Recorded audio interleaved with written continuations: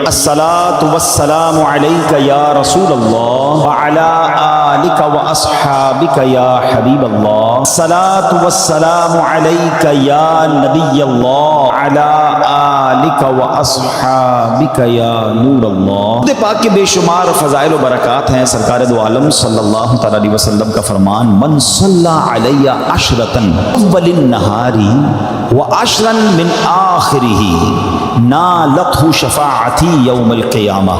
آقا فرماتے جس نے 10 بار دن کے ابتدائی حصے میں اور 10 بار دن کے آخری حصے میں درود شریف پڑھا، روز قیامت میری شفاعت پا لے گا۔ 10 بار درود پاک صبح، 10 بار شام، کتنی دیر لگتی ہے درود پاک پڑھنے میں؟ انعام کتنا بڑا ہے۔ کاش یہ بات سمجھ آ جائے اور نبی پاک کی اللہ کرے ہمیں شفاعت بھی نصیب ہو جائے۔ صلو علی الحبیب صلی اللہ تعالی علی محمد صلی اللہ علیہ وسلم۔ بے یقینی کی کچھ مثالیں میں آپ کو سمجھاتا ہوں۔ ابھی تک شاید کچھ لوگ کہہ رہے ہوں گے یار یہ بات تو ٹھیک کر رہے ہیں، بے یقینی ہونی نہیں چاہیے، مگر ہمیں تو بے یقینی نہیں ہے۔ اب میں کچھ ایگزامپل کے ذریعے سمجھاتا ہوں۔ ہم مانتے تو ہیں اللہ پاک رزق دینے والا ہے، ٹھیک ہے، پھر بھی مال کے پیچھے مارے پھرتے ہیں۔ کوئی لندن پیرس کے ساتھ خواب دیکھ رہا ہے، کشتیوں کے اندر بیٹھ کر، پچھلے دنوں واقعات ہوئے نا، پیسے دے کر وہ ڈنکی لگا کر جاتے ہیں، کوئی راستے میں مر جاتا ہے، کوئی کشتی میں بیچارے ڈوب گئے۔ کیوں؟ یقین نہیں ہے ادھر پیسے نہیں ملیں گے، ادھر پیسے ملیں گے، کسی طرح ادھر چلا جاؤں یا مر جاؤں گا بھوکا۔ ذرا غور کیجئے اے میرے پیارے اسلام بھائی، کو سود کا کام کرتا ہے، کیوں کرتا ہے سود کا کام؟ یقین نہیں ہے نا کہ حلال کماؤں گا تو پیچھے رہ جاؤں گا۔ ملاوٹ، رشوت، ڈاکہ، چوری، اگر ان تمام غلط کاموں کے پیچھے آپ دیکھیں تو یقین نہیں ہوتا کہ یار ملاوٹ نہیں کروں گا تو مال نہیں بکے گا، پیسے والا کیسے بنوں گا، غریب ہی رہ جاؤں گا۔ یقین ختم ہو گیا ہے، جس کی وجہ سے ہر دوسرے آدمی کو جناب غلط کام کرنا ہے۔ آگے چلیے، ہم مانتے ہیں نماز دنیا بھی سنوار دیتی ہے، آخرت بھی سنوار دیتی ہے، سنتے بھی ہیں بولتے بھی ہیں، مگر نماز پر دنیا کو ترجیح دیتے ہیں۔ یار نماز پڑھوں گا تو کاروبار پہ، دکان پہ کون بیٹھے گا؟ ہیں نماز پتہ ہے آخرت اور دنیا سنوار دے گی، یقین نہیں ہے۔ اسی طرح ہم مانتے ہیں کہ مسلمان کی ترقی قرآن پر عمل کرنے میں ہے، مگر نہ قرآن خود پڑھتے ہیں نہ اپنے بچوں کو پڑھاتے ہیں۔ ہم مانتے ہیں کہ اللہ پاک دعائیں قبول فرماتا ہے، مگر بے یقینی ہے، اول تو دعا مانگتے نہیں ہیں اور مانگتے ہیں تو یقینی نہیں ہوتا۔ اب یقین کریں، علماء نے لکھا ہے کہ جو بندہ بغیر یقین کے ساتھ دعا مانگتا ہے نا، اس کی دعا قبول ہی نہیں ہوتی ہے۔ یعنی مثال دیتا ہوں، آپ بیمار ہیں یا پریشان ہیں یا کوئی مشکل میں ہیں، دعا کرتے ہوئے یہ خیال آ رہا ہے یار مسئلہ حل ہونا تو نہیں ہے، چلو پھر بھی مانگ لیتے ہیں۔ علماء کہتے ہیں حل ہی نہیں ہونا ہے، تمہیں رب پر ہی بھروسہ نہیں ہے۔ اب مثال دیتا ہوں اس کو ایک بلا تمثیل، آپ کا کوئی ملازم ہے، اس کو پیسوں کی ضرورت ہے اور وہ آپ کے پاس آ کے کہتا ہے صاحب 5000 روپے کی ضرورت ہے، مجھے لگتا تو نہیں آپ دیں گے، چلیں پھر بھی آپ سے مانگ ہی لیتا ہوں۔ آپ بتائیں آپ اس کو پیسے دیں گے یا ڈانٹ دیں گے کہ جب تمہیں مجھ پر یقین ہی نہیں ہے تو آئے کیوں میرے پاس؟ مجھے لگتا تو نہیں آپ میری مدد کریں گے، چلے پھر بھی آپ سے کہہ دیتا ہوں میری مدد۔ پہلے ہی آپ نے اس بندے کو ناراض کر دیا نا۔ ہم کہتے نہیں ہیں، مگر ہماری بے یقینی یہ کہہ رہی ہوتی ہے اور اللہ سے دعا کر رہے ہوتے ہیں کہ اللہ مجھے امید تو نہیں تو دے گا، پھر بھی میں مانگ رہا ہوں۔ توبہ توبہ توبہ، جو ہے اس پہ خوش رہو۔ اللہ کے بندو جو رب نے دیا ہے اس پہ شکر ادا کرنا، انجوائے کرو اپنی لائف کو۔ ہاں چلے ایک اس بات کو ہی روکتے ہیں، یہ بات جب چلی ہے اور اس کیلیبر کے لوگ بیٹھے ہیں، لائف میں اگر سکون لانا چاہتے ہیں نا، 2 باتیں یاد کر لیں کہ نعمتوں میں اپنے سے کمتر لوگوں کو دیکھیں، ٹھیک ہے، اور نیکیوں میں اپنے سے آگے لوگوں کو دیکھیں، آپ کی لائف مزیدار ہو جائے گی۔ آپ کو جب بھی لگے نا کہ یار میرے سے آگے لوگ ہیں، وہ نہ دیکھیں، اپنے سے پیچھے والوں کو دیکھیں۔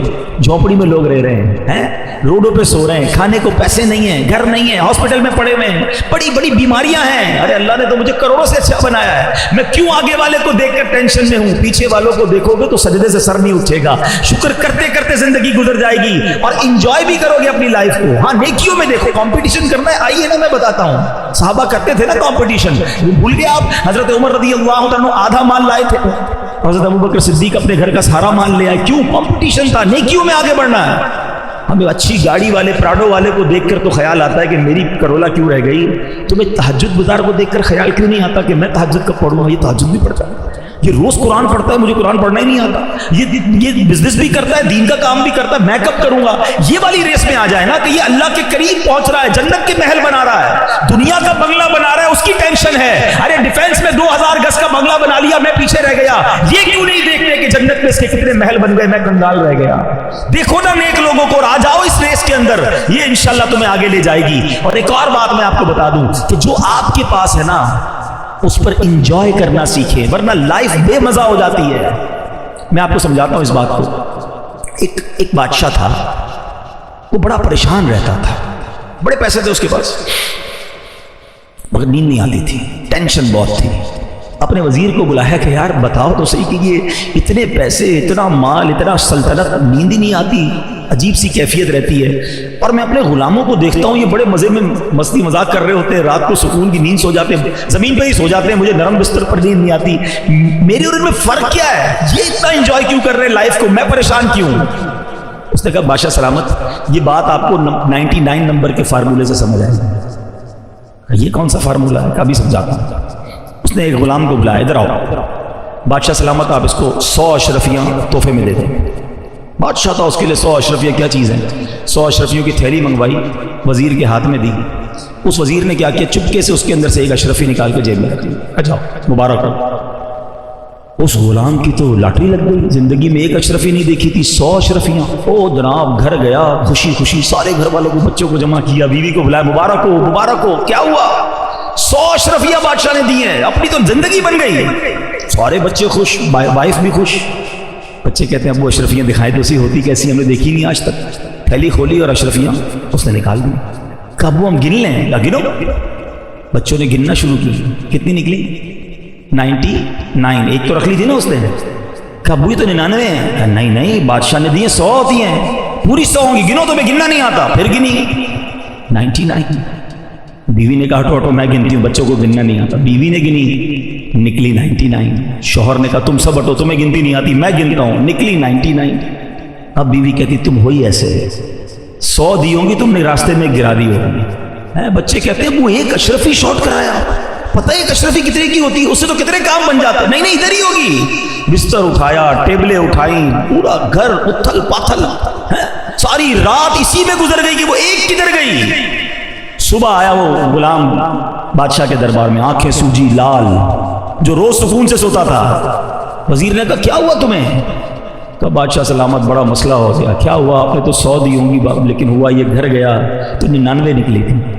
وزیر نے جیب سے ایک نکالی کہ یہ لے جاؤ. وہ تو چلا گیا. اب وزیر نے جو بادشاہ سے بات کی نا، میں آپ سب کو سمجھانا چاہتا ہوں. کہ بادشاہ سلامت آپ کا پرابلم بھی یہی ہے، آپ کے پاس جو ہے نا آپ اس پر خوش نہیں ہیں، جو نہیں ہے اسی کی فکر میں زندگی خراب کر بیٹھے ہیں. ہم سب کا یہی حال ہے. خدا کی قسم اتنا ہے ہمارے پاس کہ سارا زندگی سجدہ کرتے گزار دیں، اور ہم میں سے بہت سو کے پاس تو اتنا ہے ہمارے بچے بھی کھائیں تو ختم نہیں ہوگا. مگر ٹینشن یہ کہ وہ کیوں نہیں ہے، وہ کب ملے گا. وہ ایک اشرفی کی تلاش میں تم جو 99 ملی ہوئی ہیں اس کو نہ انجوائے کر رہے ہو، نہ شکر ادا کر رہے ہو، نہ مزے لے رہے ہو لائف کے. حالانکہ حدیث پاک کے الفاظ ہیں کہ زکوٰۃ مال کا میل ہے. حدیث پاک کا مضمون ہے جس مال میں یہ میل مل جائے اس مال کو برباد کر دیتا ہے. اور آگے عذاب الگ ہے، ادھر تو بربادی ہے، ادھر عذاب الگ کھڑا ہے. حالانکہ دینے والوں سے کیا فرمایا؟ سبحان اللہ، کہ اپنی زکوٰۃ دے کر اپنے مالوں کو مضبوط قلعوں میں قید کر لو، سیکیور ہو جاتا ہے آپ کا مال اللہ کی رحمت سے.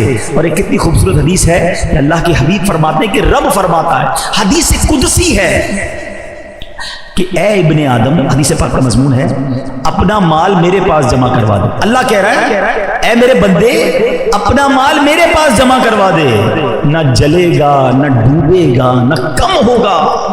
میں تجھے اس دن لوٹاؤں گا، نہ جلے گا، نہ ڈوبے گا، نہ چوری ہوگا، یعنی کم نہیں ہونا.